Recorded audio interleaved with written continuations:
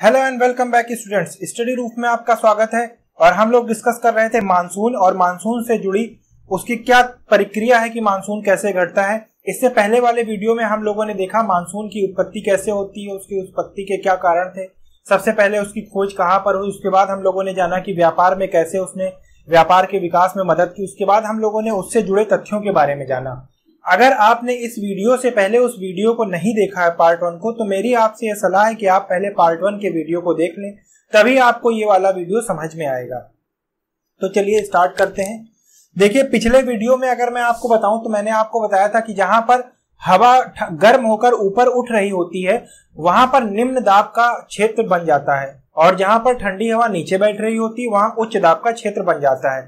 अच्छा, एक चीज और देख लीजिए, एक महोदय थे, फेरेल नाम था उनका, ये भूगर्भ शास्त्री थे, और इनका एक सिद्धांत ये था कि मान लीजिए ये इक्वेटर है, तो इन्होंने कहा था अगर कोई हवा अगर दक्षिणी गोलार्ध से होते हुए उत्तरी गोलार्ध की ओर जाती है, तो जैसे ही वह उत्तरी गोलार्ध को क्रॉस करेगी, जैसे दक्षिणी गोलार्ध से यह हवा बहते हुए, मान लेते हैं ये पृथ्वी है और यहां से यह हवा बहते हुए उत्तरी गोलार्ध में चली जाती है, तो ये फेरेल के सिद्धांत के अनुसार घड़ी की दिशा में, घड़ी की दिशा कौन सी है, ये है, तो घड़ी की दिशा में दाईं ओर मुड़ेगी। ठीक है, तो ये अपनी दाईं ओर मुड़ जाएगी। यानी कि अगर कोई हवा इस तरह से चल रही है और अगर ये इक्वेटर को ऐसे क्रॉस करती है तो अपने राइट हैंड साइड मुड़ेगी। और वही अगर कोई हवा यहां नॉर्थ हेमिस्फीयर या उत्तरी गोलार्ध से आ रही है और वो अगर दक्षिणी गोलार्ध में क्रॉस करती है तो ये किधर को मुड़ जाएगी, अपने लेफ्ट हैंड साइड को मुड़ जाएगी। ठीक है, ये इधर को मुड़ जाएगी। तो इसी सिद्धांत पर आधारित है हमारा, फेरेल के सिद्धांत पर आधारित है हमारा मॉनसून का ये।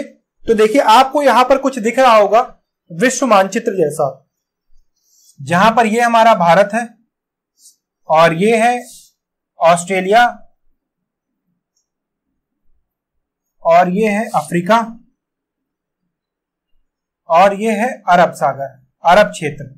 देखिए, आपको पता होगा कि पृथ्वी पर मुख्यतः दो तरीके की धाराएं काम करती, एक तो जेट स्ट्रीम या जिसको हम लोग जेट धारा कहते हैं, जेट धारा, यह तकरीबन 13 से 18 किलोमीटर के ऊपर सतह के ऊपर बहती है और यह तीव्र होती है। और इससे थोड़ा नीचे होती है व्यापारिक पवनें, व्यापारिक पवनें या ट्रेड विंड्स, ट्रेड विंड्स। ठीक है, आइए देख लेते हैं ट्रेड विंड्स कैसे चलती हैं या वेस्टर्लीज कैसे चलती हैं। ठीक है, तो देखिए होता क्या है, ऑस्ट्रेलिया से ये पवनें जो होती हैं, देखिए एक्चुअली ये तिरछी चलती हैं, ऐसे ये ऐसे बहती रहती हैं।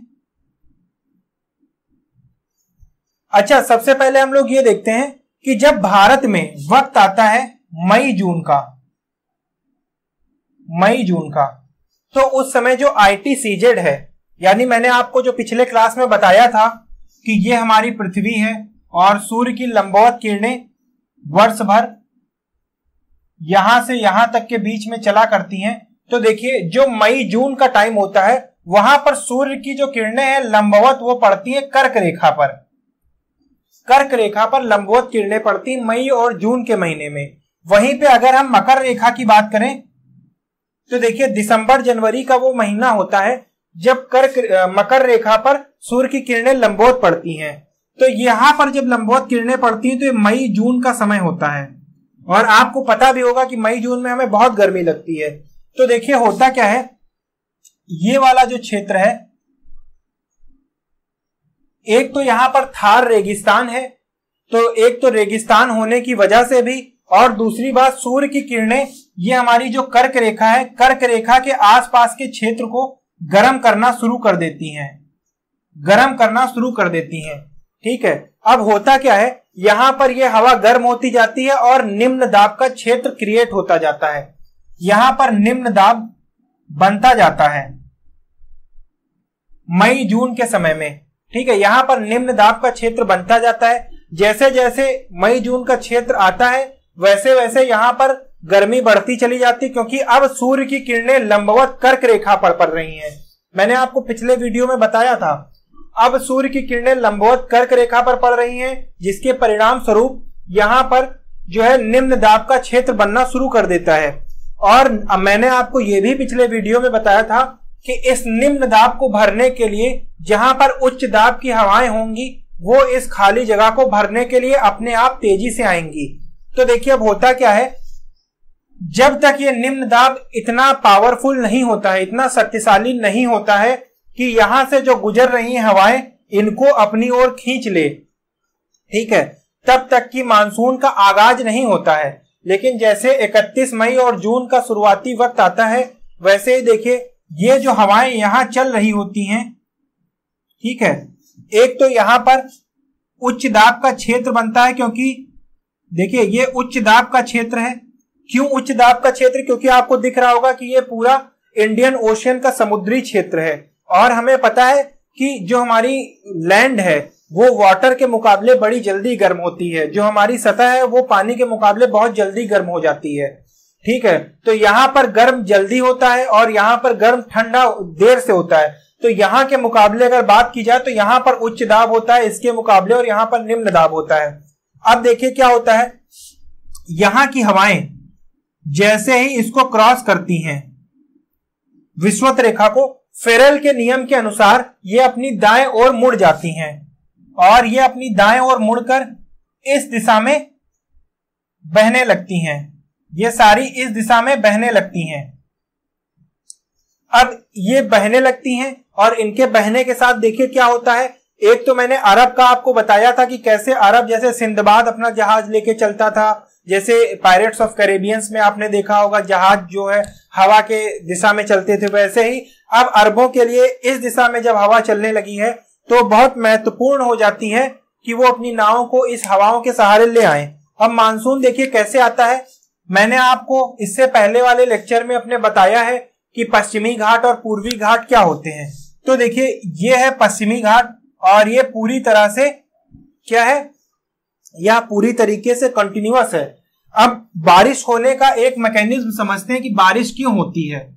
देखिए आपको पता होगा कि ये 6000 किलोमीटर की दूरी लगभग तय करके हवा आ रही है। ये समंदर के ऊपर से तकरीबन 6000 किलोमीटर की दूरी तय करके आ रही हैं।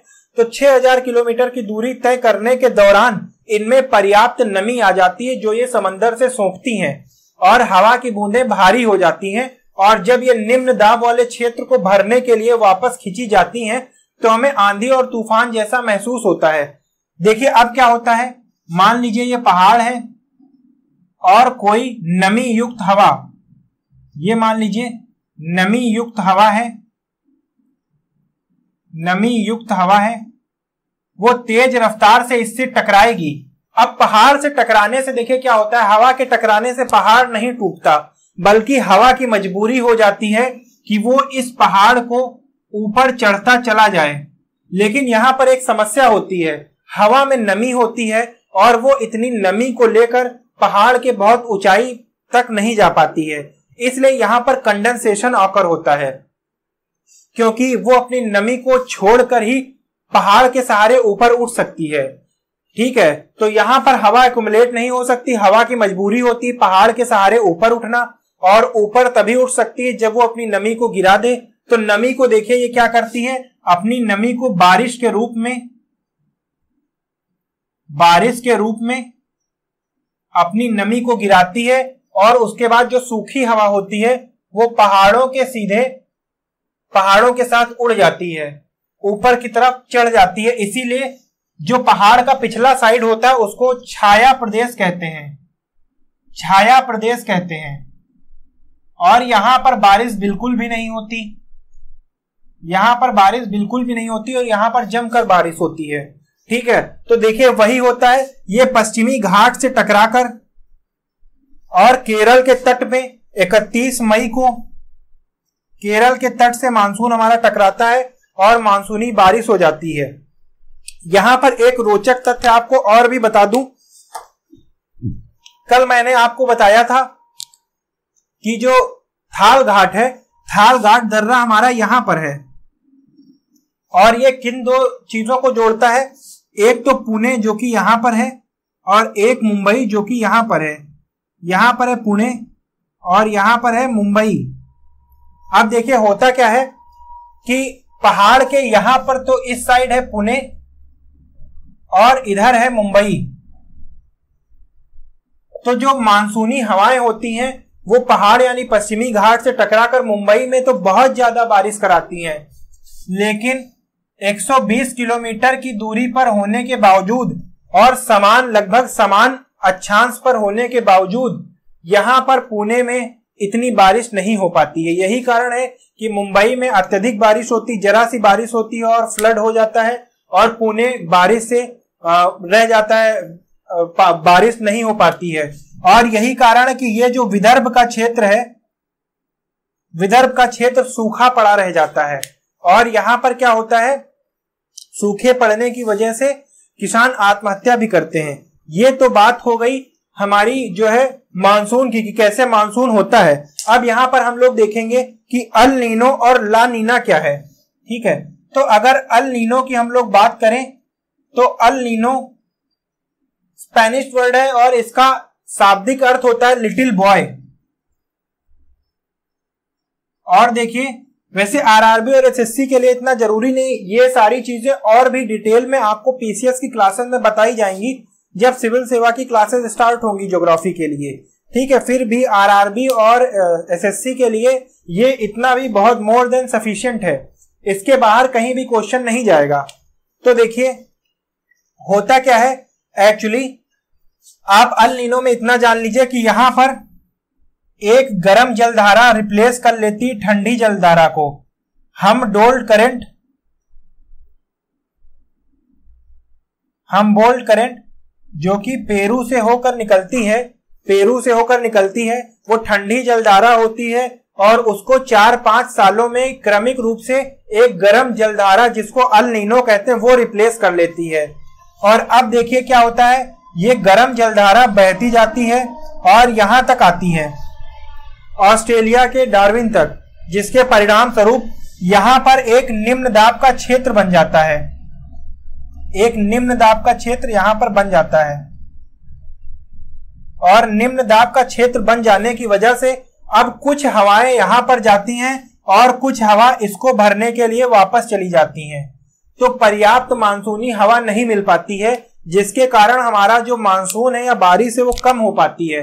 तो अल नीनो का जब भी वर्ष आता है तो वहां पर भारत में बारिश कम होती है और ऑस्ट्रेलिया में बाढ़ जैसे हालात आ जाते हैं, क्योंकि यहां पर निम्न दाब हो गया, सारी मानसूनी हवाएं ऑस्ट्रेलिया के आसपास एकत्रित होकर यहां पर बारिश कराती हैं। तो अल नीनो के मौसम में क्या होता है, भारत में बारिश जो है कमी हो जाती, सूखा पड़ जाते हैं और यहां पर जो है ऑस्ट्रेलिया में बाढ़ के हालात आ जाते हैं।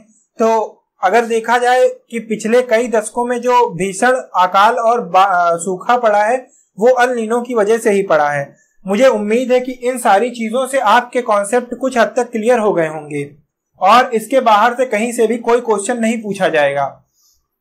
अगर आपको दिक्कत आती है आप 1-2 बार इसके नोट्स बना लें या 1-2 बार वीडियो को रिवाइंड करके देख लें, सारी चीजें क्लियर हो जाएंगी। अब इसके अगले टॉपिक में हम लोग एनर्जी रिसोर्सेज और खनिज संसाधन के बारे में देखेंगे। तब तक के लिए अगर आपने हमारे चैनल को सब्सक्राइब नहीं किया है तो सब्सक्राइब करें हमारे चैनल को और अपने दोस्तों के साथ शेयर करें। Thank you for watching.